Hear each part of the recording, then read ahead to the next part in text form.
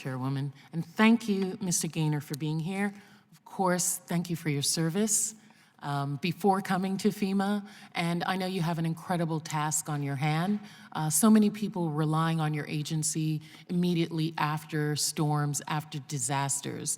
And that's a heavy burden I know that you have. But I think you're very able for the job, and we're grateful to have you there.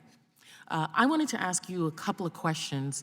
One was about, first, I understand now that the Virgin Islands has been put under a federal coordinator that is working with Puerto Rico.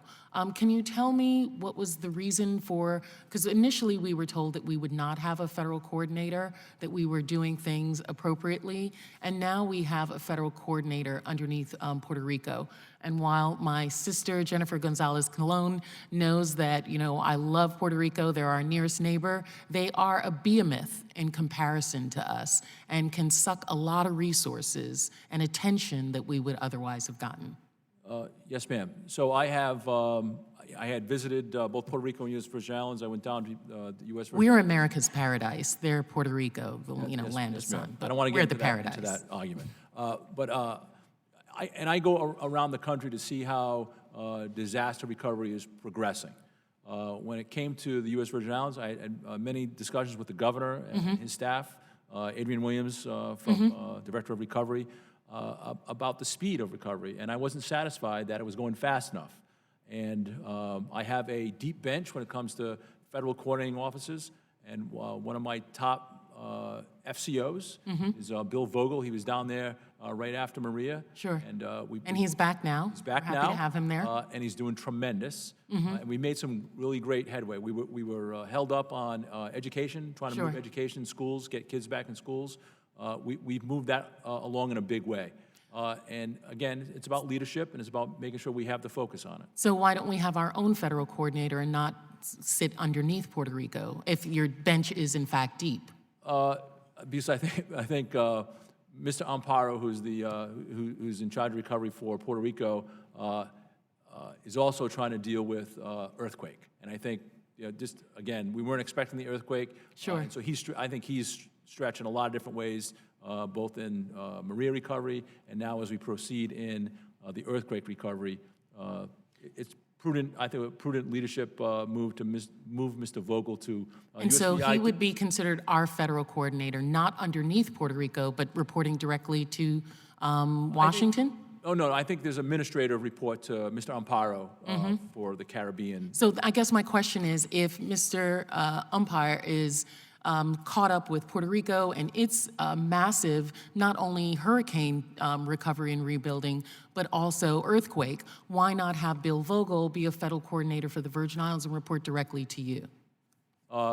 Or to whomever I think typically the way it works across the country is the FCOs report to the regional administrators. So Mr. Von Essen out of Region 2 in New York City, he's the one that coordinates all those things at the region. So that's typically the way we do it across the country. Okay, well, you talked about schools just a moment ago, and one of the issues that we have now with a school that we had a mobile unit placed on the island of St. Croix, where I live in Frederickstead, the Arthur Richards Middle School, which was completely destroyed, has now a sprung center, a mobile unit. We also have an elementary school, Alexander Henderson School there.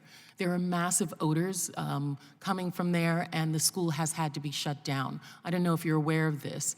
The builder of that school, AECOM, has said that it's not under warranty anymore and they have no responsibility. Although the complaints were initially told to them well before the warranty was out. Can I get your support in having some discussion with AECOM to address this issue? Our children, our teachers have had to leave the school for periods of time, days at a time, because of this, and it's very concerning. So I will talk to the governor or Ms. Williams about their contract with AECOM. Great. And I'll do that this week. Great, thank you. I know the legislature, our local legislature, is very concerned about this.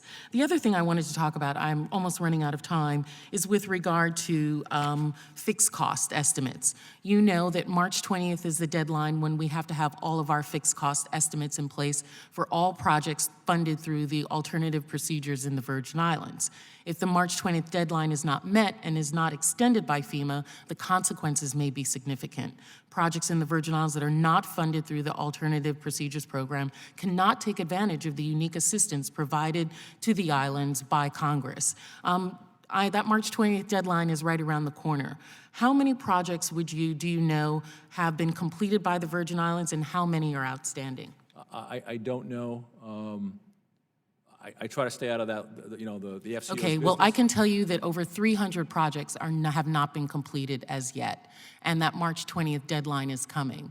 I understand from the Virgin Islands that they're working on submitting a request for an extension. Can you explain to us or understand what is causing the delay in this, and because of that, will an extension be granted? I don't know of the specifics of the delay. We believe that deadlines drive progress, and so we try to keep to those deadlines as much as possible. We try to work with our partners on USVI and other partners across the country on making sure that we drive recovery as hard as we can. I'll look into what is the major holdup. Again, we work with our partners because this is a partnership between the federal government, the territory, and our other partners, making sure we move recovery along as fast as possible. I'll look into the issues and get back. Well, I'm sure you'll be getting a letter from the governor, because there's no way that we're going to meet that March 20th deadline, when my understanding is that maybe we have a couple dozen projects, fixed cost projects done. I know that there's limited availability of local resources, unique structural changes that need to be done in the Virgin Islands. This is a new standard that we're giving to Virgin Islands and Puerto Rico to build as it should be as opposed to as is. Right. But I do not want the territory shortchanged on this game changer for us in terms of becoming more resilient through the funding that Congress has had. And it would be imperative for you to extend that deadline for us to meet these projects. Yes, ma'am. Thank you so much for your indulgence, Madam Chair. I yield back. Thank you.